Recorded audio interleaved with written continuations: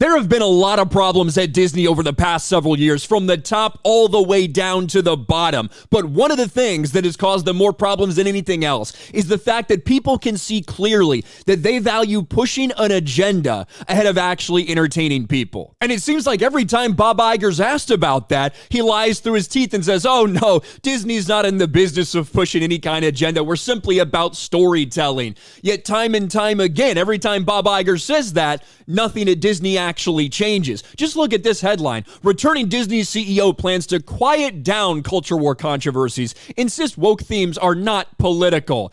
This is from November 29th of 2022, when Bob Iger first came back as CEO.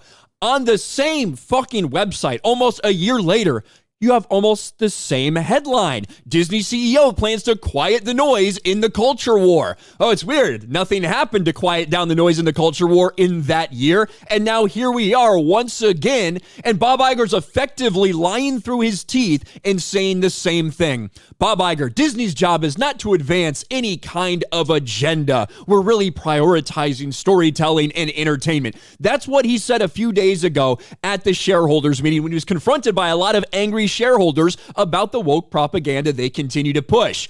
Of course, just hours later, we got the news that they're using a female Silver Surfer in the MCU, so that didn't take long to come crumbling down, and everyone can see right through this entire thing. Bob Iger lies about far-left Disney not advancing political agendas. We've seen it everywhere, from their movies to their TV shows to things they're doing at the theme parks, the way they're trying to indoctrinate children.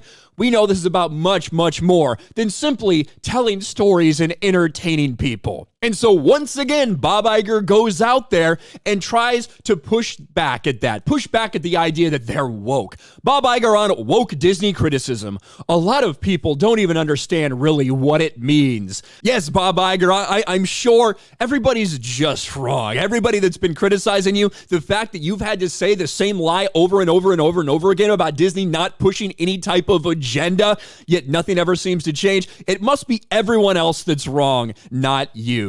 Now, a lot of this interview they did on CNBC talked about the proxy fight, talked about his secession plan for somebody to eventually, come and replace him. But the interesting part was right here.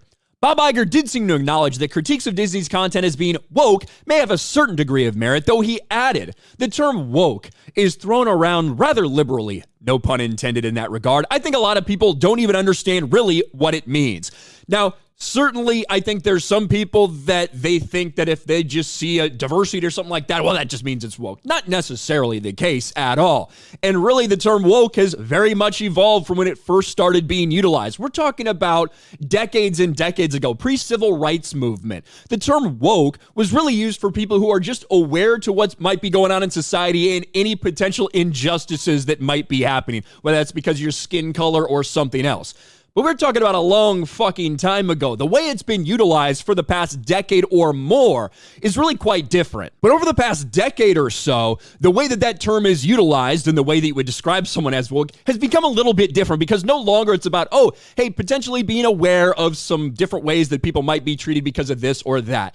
Now, it's about righting every perceived injustice, even if you're completely off base and completely full of shit. It's about fighting for these marginalized communities and making sure that not only are they on an equal playing field, but that it's much, much different, that it's much more advantageous to those marginalized communities. At the end of the day, it's all in an effort to tear down straight white males because, according to these people, they have so many advantages, more advantages than anyone else in society, and that needs to change. That's why it's not about equality now, it's about equity. It's about propping up all of these marginalized communities that, in this person's opinion, or whether they've been gaslit to believe so, they don't have all the same rights or opportunities as those evil, evil, straight white men. And what do we see as a result of that? We see characters that are race swapped. We see characters that are gender swapped. We see these characters taking the lead over the typical, straight white male heroes, whether we're talking about Marvel or Star Wars. We see them randomly inserting characters that either didn't exist or shouldn't exist in this place to get some transgender or LGBTQ representation, things like that,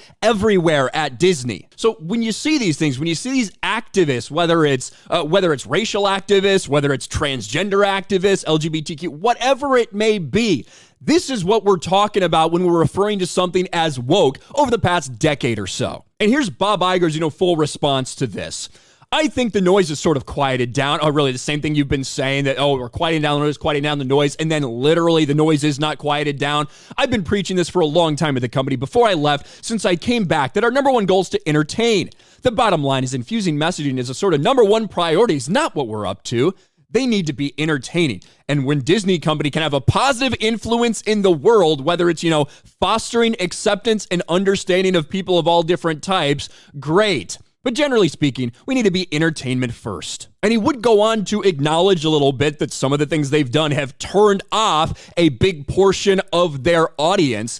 But at the end of the day, until we actually see something from Disney that says it's not more of the same, why would anybody fucking believe that? Look at what we just had with the Marvels. Look at what we're about to have with the Acolyte. Not hours after Bob Iger comes out and says there's no fucking agenda, do we get the announcement that, oh, by the way, we're going to do female Silver Surfer. Just so you know, guys. Now, certainly the definition of woke and the way it's utilized has changed a little bit over the past several decades. And are there going to be some people that label something as that when it's not really? Of course, there's going to be. However, when it comes to Disney, that is not the case. Everything we've seen from activists within this company, from the shit that they're putting out, it absolutely fits that definition. And as much as Bob Iger tries to say they're not a political company, at the end of the day, what he might not realize, or what other people fail to realize about what he said, is Bob Iger saying, we're not political. However, I don't view some messaging as political. I think the transgender activist movement is just as important to,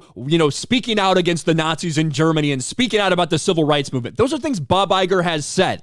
So it's not a surprise that the indoctrination of children into that specific agenda has continued to be a priority for Disney. And until shit like that stops, I don't think anyone's really going to believe Bob Iger when he says, oh, that's not what we're all about here at Disney.